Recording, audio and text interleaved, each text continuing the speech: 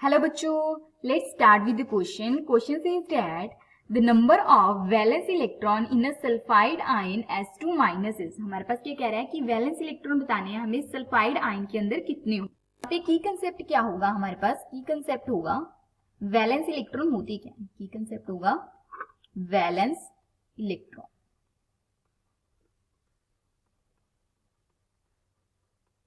Okay, तो valence electron क्या होते हैं? The electrons present in the outermost shell, in the outermost shell वो क्या होंगे हमारे पास? Valence electron.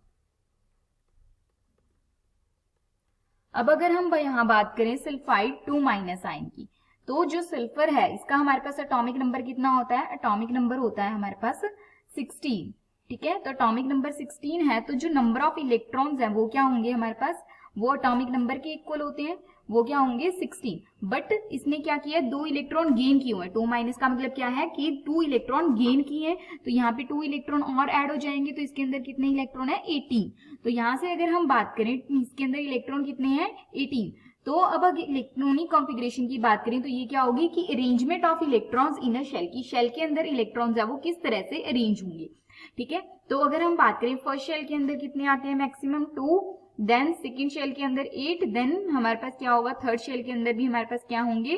8 इलेक्ट्रॉन्स होंगे। तो ये क्या होगी इसकी इलेक्ट्रॉनिक कॉन्फ़िगरेशन। तो यहाँ से हमारे पास क्या है? आउटर मोस्ट शेल, यहाँ पे थर्ड शेल है, तो इसके अंदर कितने इलेक्ट्रॉन है? 3 इलेक्ट्रॉन है। सॉरी, इसके अंदर कितने हैं? 8 इलेक्ट्रॉन है। तो यहाँ से वैलेंस इलेक्ट्रॉन हमारे पास कितने हो जाएंगे? 8, क्योंकि जो हमारे पास आउटर मोस्ट शेल के अंदर इलेक्ट्रॉन होते हैं वही वैलेंस इलेक्ट्रॉन होते हैं। तो यहाँ पे हमारे पास क्या आ जाएगा? Option D. Okay, hope you understand it well. All the best, thank you.